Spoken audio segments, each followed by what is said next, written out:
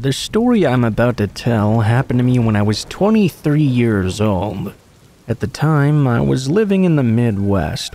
My hometown was halfway across the country, and I didn't get to go back very often to see my family.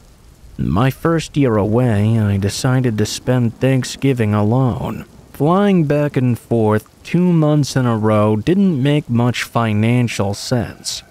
A week or so prior to the holidays, I happened to mention this to my boss, and upon hearing this, he made me an offer I couldn't really resist. It just so happened that their family was going out of town for the holiday, and they needed someone to house sit while they were gone. He preferred me over a stranger. All I really had to do was make sure the pets had food and water and let them out on occasion. Best of all, I'd be getting paid double my usual wage. Needless to say, I accepted immediately. 2 days before Thanksgiving, I arrived at the house and got the key. They gave me a few last-minute instructions, and the family left for the airport soon after. I was left alone with Patches the cat and Oscar the dachshund, and their big, beautiful house. My first night there was quiet and uneventful. I ordered a pizza for dinner and hit the hay just after 10 p.m. I would be awoken the next morning at around 7 or so by Oscar. I let him out to do his thing and fired up the coffee pot while I waited for my breakfast burritos to heat up. I let Oscar back in and poured myself a cup of coffee.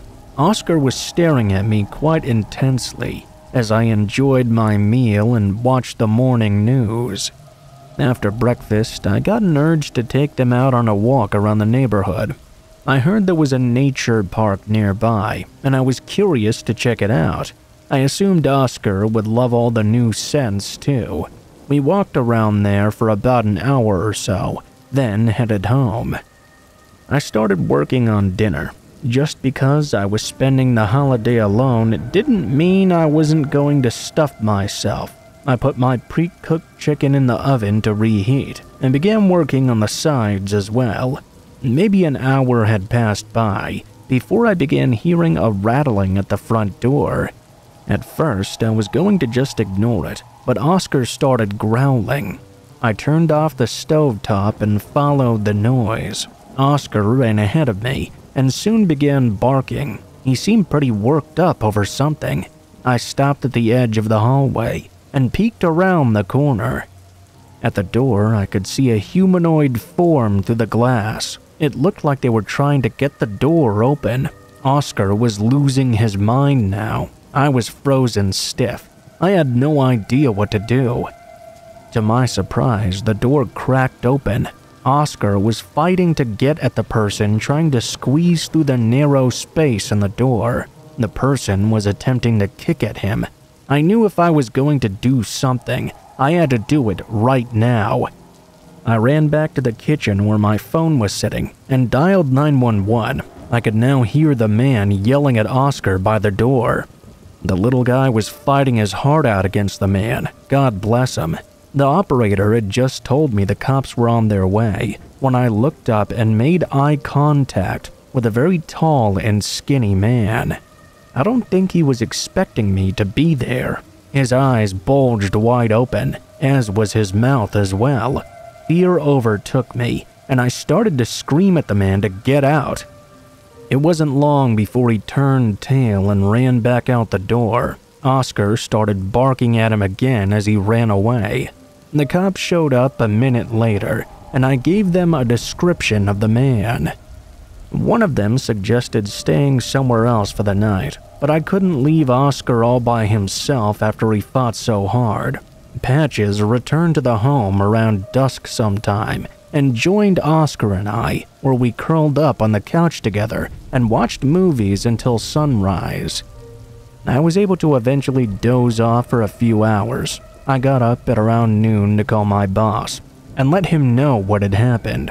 He was understandably upset and decided that he'd cut the vacation short so they could get back and deal with all the legal stuff.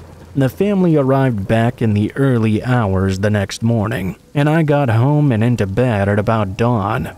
A few days later, we were all back at work when I learned a very interesting piece of information. My boss had spent much of his remaining time off speaking with the officers who had been assigned to the case. They had all put the available evidence together and were almost positive of who the home invader had been.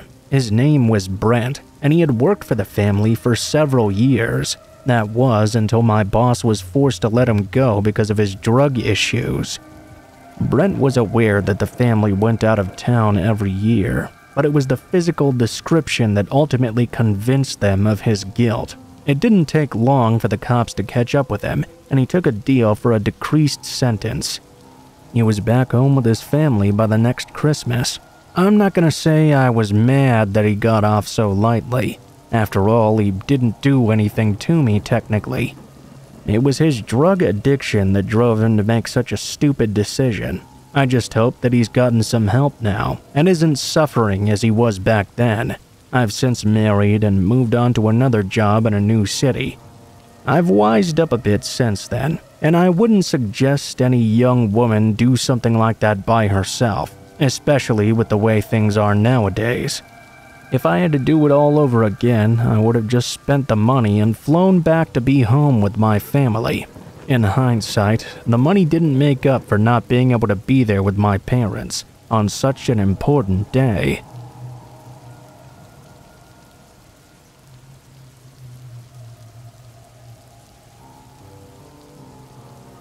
The story takes place in the mid-1980s, when my mom was a teenager in high school. My mother and my aunt grew up on a farm in Central Florida, which was relatively in the middle of nowhere at the time. We still live in that area, and it's much more urbanized now. At that point in time, though, it was mostly just woods and farmland. My great-aunt, uncle, and our cousins lived on the same property in another house nearby, so they weren't entirely alone.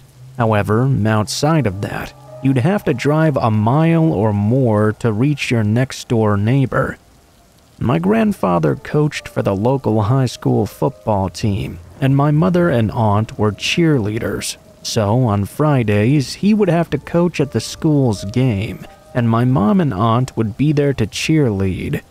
The rest of the family would usually come along as well, since my cousins went to that school too. There wasn't really anything else to do in that small town on a Friday night anyway. They would usually get to the game earlier than everyone else, considering that he was a coach. One particular Friday, however, my mother started feeling very sick throughout the day, and by the time evening rolled around, she felt absolutely horrible. She informed my grandfather that she wasn't going to be able to go, and that she would be staying home to rest instead. My grandma made her something to eat for dinner, and after that the rest of the family, including my great-aunt and uncle, went on their way. Now she was all alone on the property. For context, we eventually sold this property when I was a young child, so I don't really have many memories of the area.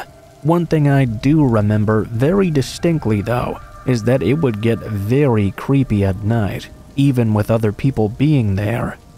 Being alone on it at night must have been much more frightening. Anyways, my mom went to lay down right after they left. Not long after, though, maybe 5 or 10 minutes, she realized she still needed to call her cheerleading coach at the high school to let them know she wasn't going to be able to be there tonight. They needed to be prepared for her absence. Keep in mind this was the mid-80s, so there were no cell phones around. My mom had to get up and walk all the way to the kitchen to use the landline phone. As she was walking through the house, though, she started to feel really creeped out. You know, that classical feeling of something not quite being right. The instinctual feeling you get when something is telling you you're in a bad situation, but you don't know what it is yet. Outside, it was getting very dark out, and there were not many lights to illuminate the area. That contributed even more to this uneasy feeling. Now, a very important detail. The phone in my grandparents' house has a longer cord than most phones at the time. She said that you could even walk into other rooms. The cord was long enough that the phone could be brought out of the kitchen and even into neighboring rooms, which were the living room, the hallway, and my grandparents' bedroom. My grandfather kept a shotgun on the wall fully loaded and ready to go in his bedroom. Not the safest thing, I guess, but when you live alone in the woods, I guess you want to be ready to defend yourself at any second. He had always told my mom and aunt not to touch that shotgun unless their life was in danger. She took this very seriously and had never even thought about touching that gun.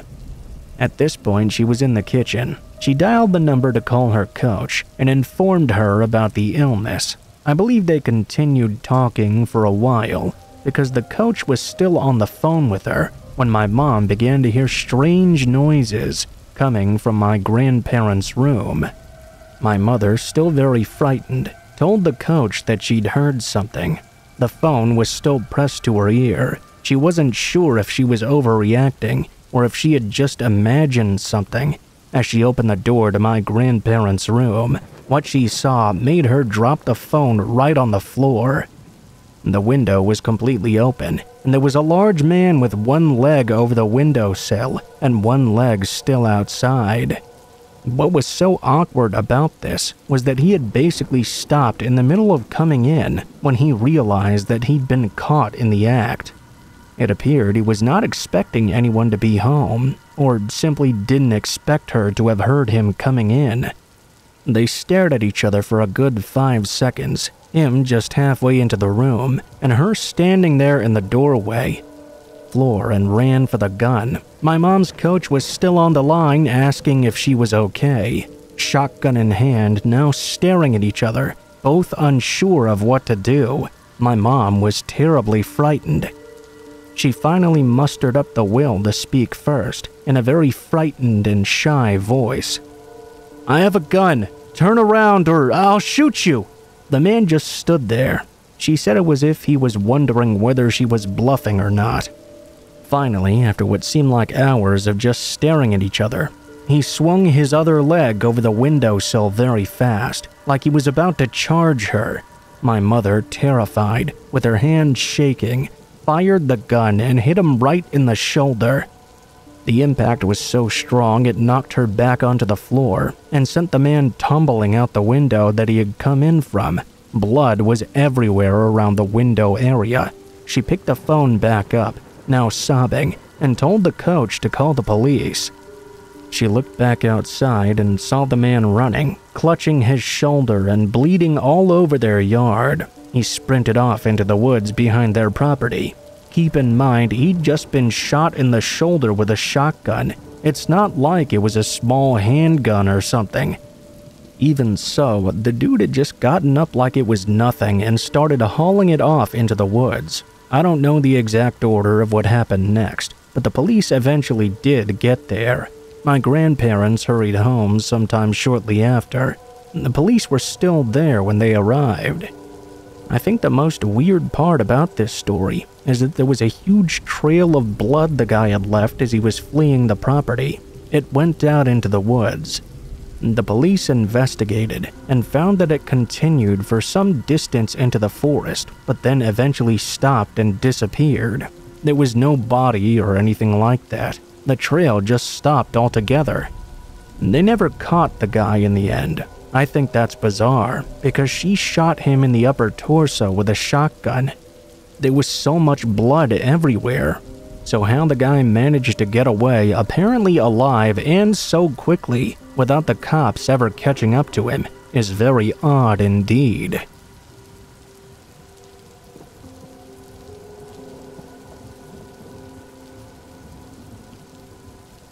I'm a mail delivery driver for the post office. It's a job that I really like, and I've done it for many years now. By far my craziest experience happened about a year ago. As part of my route, I go to several apartment buildings. One in particular is a complex with 4 buildings all right by each other. There's a road in between the buildings, and then parking spaces on the side of the road in front of each building. When I delivered there, if there were no spaces, I just kind of had to park in the middle and try not to block anybody's cars. Sometimes it could be kind of a close fit. One time I went to that apartment and there were no open spaces. I tried to make sure that I was not blocking anybody. I parked and went inside of one of the buildings. I then came back out and delivered the mail to the building right across from it as well. When I got back to my truck again though, I saw a man standing there, looking very angry. While I was walking over to my truck, he'd already started yelling at me, saying that I was in the way and blocking his car. The guy seemed like he was going to be trouble right away. It seemed as though he might have been on some sort of drugs as well. I told him that I'd left him plenty of space, because if you had any eyes, I obviously did. He had plenty of room to go around me. He just kept yelling and screaming at me. I told him that I was going to move now anyways. I started to go inside the truck, but he followed me all the way there, cursing at me the whole time. There was no reason for him to be so angry. I told the man to calm down. I said he had no reason to be so upset, especially when I was going to move right now anyway. That obviously was just like adding fuel to the fire. After I got inside my truck and started to drive away from him, I wasn't even listening to what he was saying anymore. He ran over to his car, which was parked at the end. Then he left. When he left though, he made sure to screech his tires as he sped out of the parking lot. He also came within a foot of hitting my truck. Of course, he was flipping me off as he passed by. I was just glad I wouldn't have to deal with that man anymore. I then went on to deliver to the 2 final buildings in the complex. Then I left. I was really confused as to why the guy had been so furious. The next day I delivered to the same apartment. I had sort of forgotten about that guy. This time though, there was a parking space I could use. I parked and went inside the building to deliver the mail. I was in there for a couple of minutes. When I returned to my truck, I saw that it was all messed up. When I delivered mail, I used to have a bad habit of leaving the door open. It was faster and nobody had ever tried anything before. I know it was dumb, but now it seemed as though somebody had come in and thrown everything all around inside of it. It was all disorganized, the mail was out of place. I had a pretty good idea of who could have done this. I was also really angry. I just tried to reorganize everything. It took quite a while, and I got behind schedule, but eventually I was able to move on. After this incident, I emailed the management of the apartment building about the guy. I didn't think they would really do anything, but I thought I should still let them know. They did respond to me saying they would send an email to the residents. Well, sometime the next week when I was back at that same building, I parked in a space and delivered the mail. After I delivered to the last building in the apartment complex, I returned only to find that my tires had all been slashed. I couldn't believe it. I looked around and soon saw the same guy. He was standing just outside of one of the apartments in a patio area, clearly laughing. I couldn't hold back my anger any longer. I walked over towards him and started cursing him out. He then got all angry back at me and started threatening me.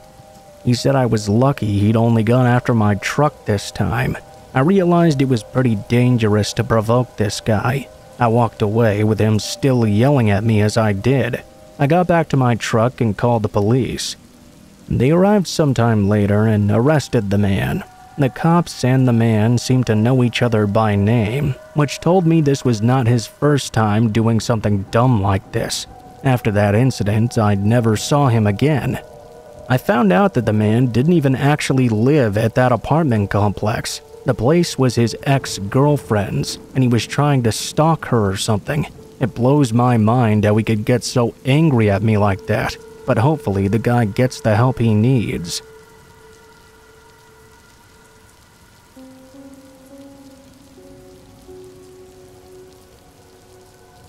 I used to work as a delivery driver, and I would drive a truck all over the place. This story takes place years ago, but I remember it like it just happened yesterday. It had been a long day at work, and I was making my final delivery for the night. I arrived at a business and went around the back to where deliveries were to be made. I parked where I was supposed to, but I was a little bit early. The back door was closed. Behind the building was a back area and a small parking lot. It was mostly empty. There were only some dumpsters back there, and overall it was very dark and quiet. I noticed a man walking by. I got out and went around to let the business know that I was there. I then went back and opened up my truck. It took a few minutes, but I was able to complete the delivery and bring everything inside. After that, I got back in my truck and drove back. It took about 20 minutes to get back to my work. When I got there, I parked my truck and was starting to walk away when I began to hear a strange noise. It was later, and I was the only person in that particular area. It was strange to hear a sound like that. It sounded like whatever it was coming from inside my truck. This was really odd. I decided to go over and open up the back. When I did so, I saw a man standing there. I realized it was the very same man I had seen walking by earlier. Somehow he had snuck into my truck without me noticing. After the door opened, he jumped out and just ran past me. Then he started running away, seemingly as fast as he could. I had no idea what to do. Soon, the guy was running out of my sight, running down the street towards some random buildings. I'm pretty sure I just stood there out of disbelief for a while. I had no idea the guy had been in there with me. After that, I finished up and went home. I still can't believe that it happened. I'm really glad the guy didn't try to get the jump on me or anything. I'm not even sure how he snuck into the back of my truck in the first place, or why there was a stack of crates back there that he was able to hide behind. That's why I hadn't seen him when I closed the truck earlier. To this day, it's still one of the freakiest things that's ever happened to me.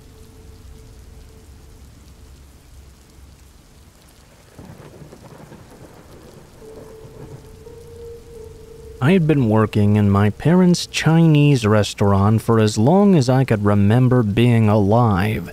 Everyone in the family did everything they could to help out. I even recall doing my homework at a table in the back of the dining room after school, while also doing things to help out in the restaurant. I had never had a problem doing it, and actually I enjoyed it quite a bit. It was nice to take breaks from schoolwork to do things to help customers. I began doing some delivery work when I was old enough to ride a moped. We were in the city, so it was easy enough to get around that way. It was easy to make quick deliveries to a pretty wide area of customers. As I got older, the slow times were my favorite times to be at work, as I had much more homework that I had to get done. My family lived in an apartment that was right above the restaurant, so in slow times it varied how many people were down in the restaurant working. If we were really slow, sometimes I had the whole dining room to myself. It was nice and quiet enough for me to get some work done. You might think that we got a lot of delivery business on snowy days, but we really didn't if it was a Friday. Saturday was our big delivery night. One Friday when I was 14 and I just arrived at the restaurant, it began snowing. We had a television on and it looked like we were getting a pretty bad snow warning. The upcoming storm, of course, completely killed our dining room and our delivery business for the night. We had been expecting that, though. I let my family know I would keep an eye on the store as they came and went from the store to the apartment. The further and further that the snow piled up, though, the less likely it seemed we were going to get any sort of customers. It was the middle of winter, so it had gotten dark quickly. It seemed to get even darker and darker with the snow falling so heavily outside. I began to really get lost in my work and became somewhat oblivious as to what was going on around me. I was a bit shocked, needless to say, when suddenly I heard someone enter the restaurant. I looked up and saw a single guy come into the dining room. He looked to be in his mid-20s, perhaps. I was about to get up and walk over to the host station to get him a menu and offer him a table. He simply walked past the host station entirely. I paused, thinking at first that maybe he just wanted to come to the back counter and order some takeout, but there was something about his demeanor that made me nervous. I couldn't bring myself to stand up right away. Perhaps it was the size of the guy, or the look of the guy, maybe a combination of the two. But something about this guy kept me from getting up out of my seat or saying anything. The guy stopped not too far away from my table and looked me up and down for a moment. He had this weird little smile on his face that just served to make my uneasiness grow even further. This was years and years ago, and I still remember myself gulping as I sat there, wondering when the guy was finally going to say something. When he eventually did, I rather wished that he had never done so. I don't really want to tell you everything he said, but none of it was pleasant. He began making some very nasty comments about Asian people, using very derogatory terms I absolutely cannot repeat. Even though, or maybe because, this was a pretty high population of Asians neighborhood, he was making negative comments about us being there. He had some nasty things to say about my family running the restaurant too. Worried enough for my safety to finally do something, I moved up to get out of my chair. There was a staircase on the other side of the dining room that led up to the second story of the building. My plan was to run up there and get the attention of my father and older brother. They would both hopefully be able to handle this guy. Before I could get up completely, however, the man reached into his coat and pulled out a knife. I immediately froze in mid-standing and slowly sank back into my chair. I had never had anyone pull any sort of weapon on me before, and I didn't know what to do. I wanted to call out, hoping that my family upstairs would hear me, but I found I couldn't do that either. I feared that this man was either going to attack me or kill me, but I found that I could neither do anything nor get up the nerve to run away from him. The man continued to mock me, but not just because of my heritage this time. He had noticed my fear, and now he was mocking me for that too. I couldn't understand why this was happening to me. What did I do to deserve this? I really thought it was possible I was going to be maimed or killed in the next few moments. And that's when something happened that quite literally saved my life. The restaurant phone began ringing. I had told my family I would stay down there and watch the phone and the door. We always tried to answer the phone within the first 2 rings. Obviously, I was not going to get up to answer it, and I figured the guy wouldn't let me anyway. Whoever was calling kept letting it ring, and that got the attention of my family upstairs. They knew that if I wasn't answering the phone, something must have been wrong. Luckily, that was exactly what they thought. Both my dad and my brother came downstairs. My brother played baseball in college, so he brought his metal bat down there with him. When the man's attention left me and switched over to my family, my dad told me to get into the kitchen. I immediately got up and started running. I was able to watch through the small window in the door to the kitchen to see what happened next. Without saying a word, my brother immediately tried to take the guy's head off with a swing of the bat. The man was so surprised at the ferocity of the swing that he stumbled backward. He was able to prevent himself from falling down, but the man was clearly shaken.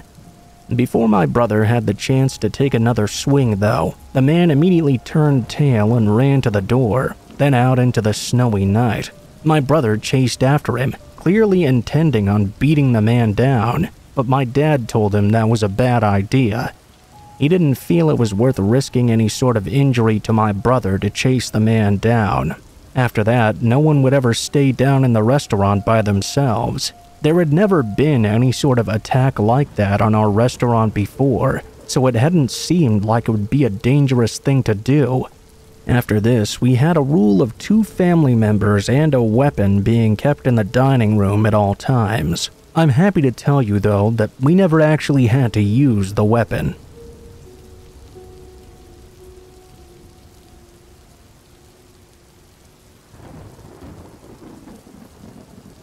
I was an only child who had 2 working parents. I would very often throughout my life come home from school to find an empty house waiting for me. This was during the 80s, and I often had to fend for myself for a while after getting home. I was used to making my own dinner, my favorite being a can of Pac-Man pasta. I would do my homework while I waited for my parents to come home. When I came home by myself, I wasn't supposed to answer the door, and my parents had a code that they used if it was them calling on the phone. They would let the phone ring twice, then they would hang up, then they'd call again. I would also enter the house from the back door, which led into the kitchen. This was to keep anyone from watching me, and possibly knowing I was there by myself. I remember this day pretty clearly. First, it was very dark out through the day. Storm clouds had overcast the entire sky, and it had been like that throughout the day. It was also very windy outside. Despite the fact that it seemed like it was about to storm at any moment, it never actually started raining during the day. I had an umbrella to use on the way home in case it did, but it didn't seem like I would be needing it. I was nervous walking home, thinking it would start to pour on me at any moment. I really hated being wet more than anything. I was 11 years old at the time, and not a very big kid either. The wind was so strong that it was pretty hard to walk against on my way home, but somehow I managed. I was lucky it didn't start raining, because the wind was so bad, I felt that if I had to open up my umbrella, I would be picked up and fly away like Mary Poppins, only much more violently. I was happy when I saw my house, and knew that in just a few moments I would be safe inside of it. I slipped into the backyard through the side yard. I was about to walk up the steps to the kitchen door when I suddenly stopped. The kitchen door had 6 windows on it. There were 3 besides 3 more. The one on the bottom left side, which was close to the doorknob, had been broken out. I wondered if it had been broken because something was propelled by the strong wind, or if someone had actually broken into my house. I wasn't sure, and I didn't know if I should go in and try to check it out myself or not. Cautiously, I walked up the 3 steps to the door. I reached out to open the doorknob and try it, and to my surprise, it was not locked. There was no way my parents would have forgotten to lock it before they left for work. They were way too meticulous about that sort of thing. The only explanation in my mind was that someone had broken into the house and left the door unlocked. Terrified, I turned and ran back into the front yard. I went to our neighbor's house and pounded on the door. A senior couple lived there. They were retired, so they were generally always home.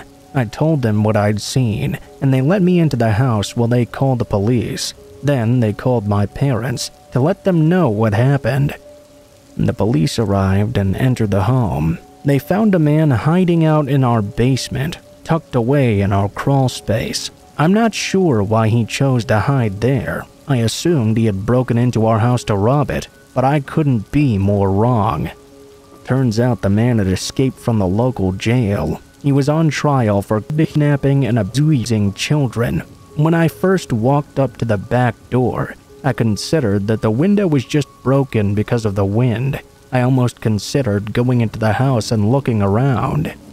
I'm glad I remembered that my parents would have never left the door unlocked like that. Otherwise, who knows what might have happened to me that day.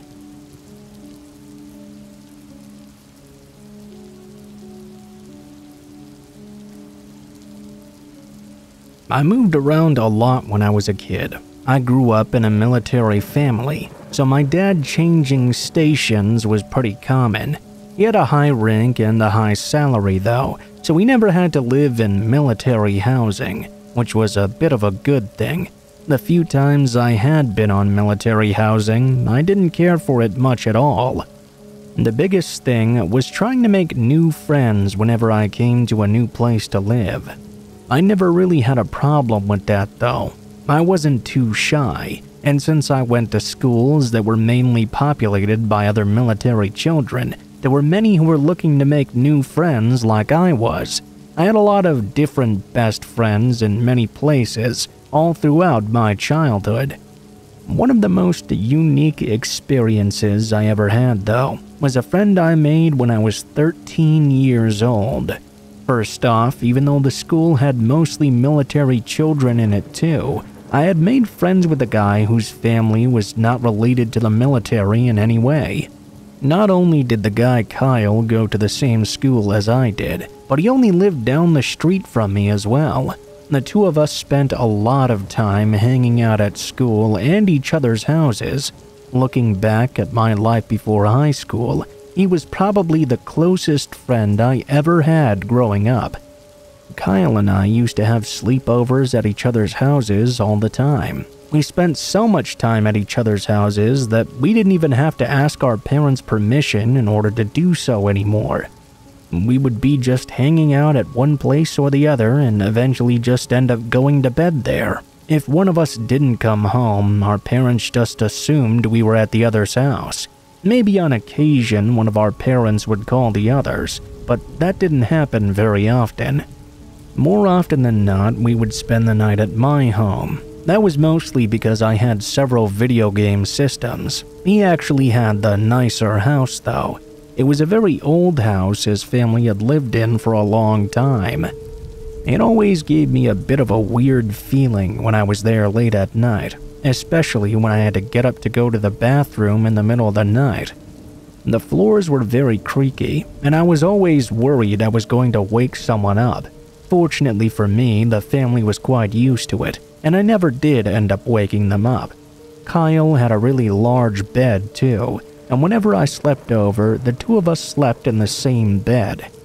I tell you this because it makes what happened on this one night all the more inexplicable. We had both been up pretty late, and by the time we got to bed, we both completely crashed. I barely even remember climbing into it. I didn't notice what woke me up either. Normally, I only woke up on the rare occasion I had to get up and go to the bathroom. However, this time I didn't feel like I had to do that. It wasn't until I was awake for a bit longer, and I heard and felt it, that I realized what must have woken me up. There was a knocking sound coming from below the bed. It felt like the bed itself was being knocked on. It was startling and unpleasant. The first thing I did was look across the bed to Kyle. I thought maybe he might have done something to make the noise or shake the bed somehow. However, just like normal, he was deeply asleep. Plus, he was not the sort of guy to play pranks like that. There was more knocking sounds, and I could once again feel a vibration from beneath the bed. It felt like someone was hiding underneath it, knocking on the bed frame. I was immediately frightened, thinking some intruder or something had broken into the house and was hiding underneath the bed.